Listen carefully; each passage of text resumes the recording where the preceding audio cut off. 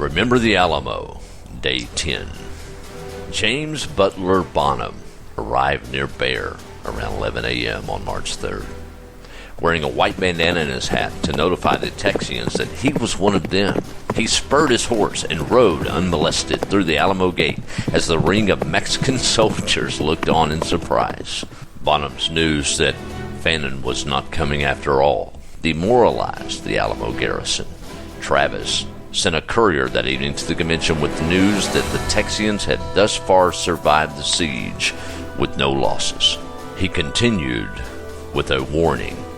I look to the colonies alone for aid. Unless it arrives soon, I shall have to fight the enemy on his own terms. I will, however, do the best I can under the circumstances, and I feel confident that the determined valor and desperate courage heretofore evinced by my men will not fail them in the last struggle.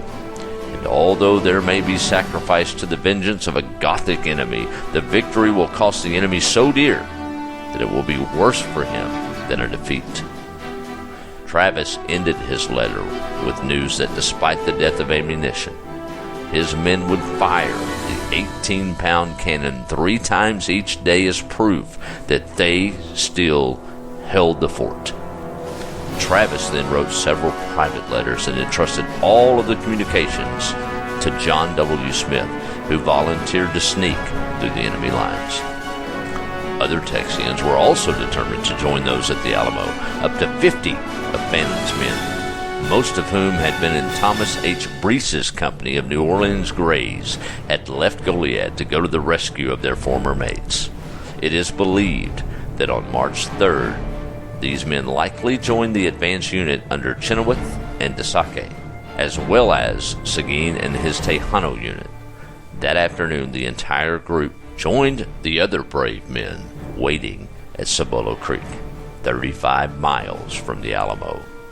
According to historical documents and reports, it is believed that the Alamo should have had approximately 164 effective men. On the afternoon of March 3rd, reinforcements arrived for Santa Anna's army. The Zapadores, Aldama, and Toluca battalions arrived between 4 and 5 p.m. after marching steadily for days. The Texians watched from the walls as approximately 1,000 Mexican troops, attired in dress uniform, marched into Bexar's military plaza. The Mexican army celebrated loudly throughout the afternoon, ringing church bells both in honor of their reinforcements and at the news that troops under General Jose de Guerrera had soundly defeated Texian Colonel Frank W. Johnson at the Battle of San Patricio on February 27.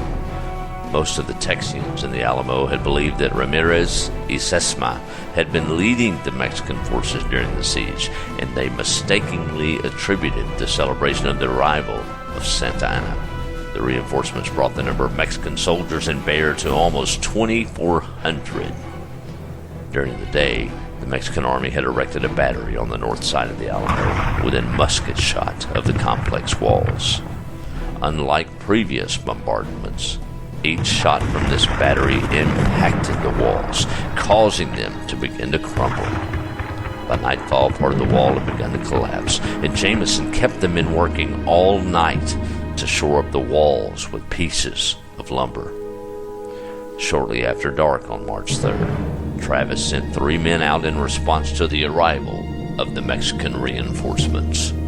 Those 3 men, believed to have included Davy Crockett, were sent to find Fannin. Just before midnight, Crockett and one of the other men found the force of Texians waiting along Cibolo Creek, who had now advanced to within 20 miles of the Alamo. Just before daylight on March 4, part of the Texian force managed to break through the Mexican lines and enter the Alamo. A second group was driven across the prairie by Mexican soldiers.